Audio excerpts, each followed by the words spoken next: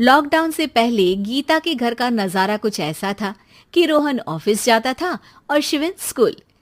जिनके घर से जाने के बाद गीता काम खत्म करके बाकी समय आराम करती थी।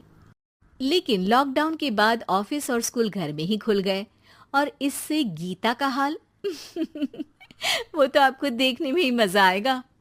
शिविन, ओ शिविन, महाराज उठने के लिए क्या 21 तोपों की सलामी लेंगे? अरे बिस्तर से बाहर निकल, ऑनलाइन क्लास स्टार्ट होने वाली है। अरे तुम भी हद करती हो, स्पीकर की तरह चिल्लाने की क्या जरूरत है? दिख नहीं रहा मेरी कॉन्फ्रेंस चल रही है। अब कैमरा और स्पीकर ऑन कर रहा हूं, मुझे कोई शोर नहीं चाहिए। इस पर जैसे ही रोहन लैपटॉप का कैमरा और स्पीकर ऑन करता है तभी कुकर की सीटी बजती है। करा लो अब इसे चुप। लॉकडाउन नहीं हुआ, मेरी मौत का फरमान जारी हो गया। दोनों बाप बेटे ने नाक में दम किया हुआ है।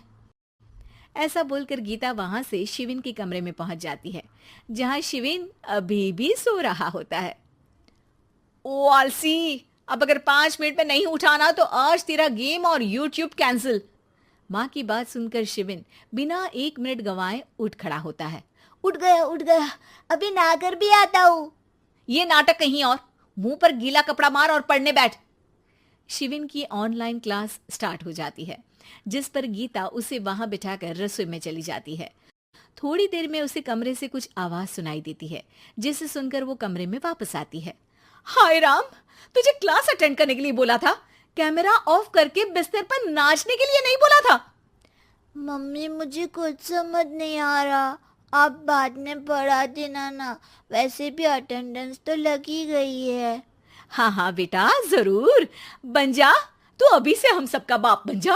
अरे नहीं मतलब कहाँ से लाते हो इतना दिमाग, और पढ़ाई करते हुए ये चला कहाँ जाता है? नाइस क्वेश्चन, दिमाग से पूछकर बता दूंगा।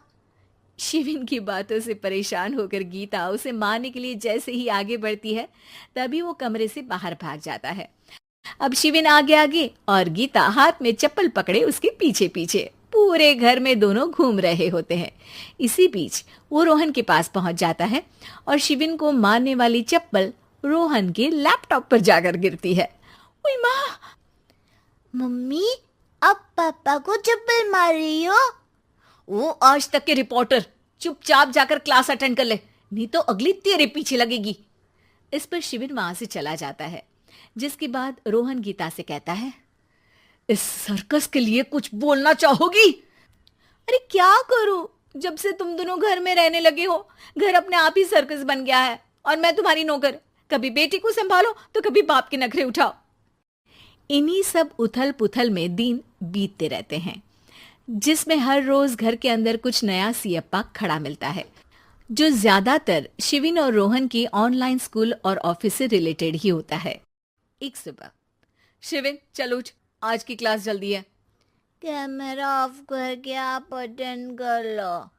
अरे ऐसे छित्तर पड़ेंगे, दादी नानी सब एक साथ याद आ जाएंगी। गीता की लाख मशक्कतों के बाद क्लास तो खत्म हो जाती है, लेकिन उसके बाद शिविन फोन इस्तेमाल करते हुए इंस्टाग्राम रील बनाने लगता है। रसोड़े में कौन था? तुम थी, मैं थी, कौन था? कौन था? हाँ, मैं गरीब हूँ, मैं गरीब हूँ। अरे ओ गरीब के बेटे, आजा, मैं बनाती हूँ तुझे गरीब। मैं बताती हूँ रसोड़े में कौन था। पढ़ाई करने बोलो तो इनकी माँ मर जाती है और ये पागलपंतियां जितनी मर्जी करा लो। गीता शिविन को डांट रही होती है, तभी रोहन बीच में बोल पड़ता है। अरे बच्चा ही तो है, इतना गुस्सा क्यों कर रही हो? बेटे का साथ देने की इसी एक कोशिश में अब शिविन के साथ साथ रोहन भी गीता के गुस्से की सूली पर चढ़ जाता है। अगर बेटे पर इतना ही प्यार आ रहा है तो इसे क्लास अटेंड क्यों नहीं कराते, इसका होमवर्क क्यों नहीं कराते? उस समय तो बहुत जल्दी मीटिंग आ जाती है, वो काम मैं करूं और यहाँ इस बेफिजुली की चीज में तरफदारी करके बन जाओ महान।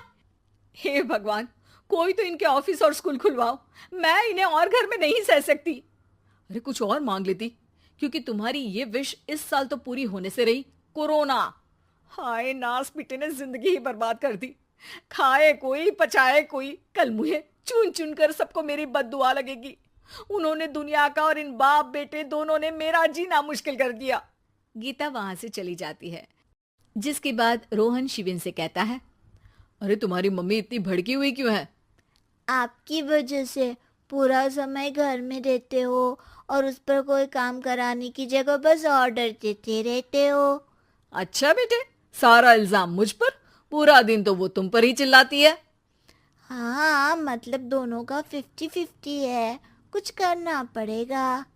वो कहते ना, make the best out of worst. I have an idea. वैसे तुम्हारी माँ सही कहती है, बहुत जुबान चलाने लगे हो, कम बोला करो। अगली सुबह रोहन और शिविन अपनी गलती को सुधारने के लिए गीता के उठने से पहले घर का आधा काम खत्म कर देते हैं।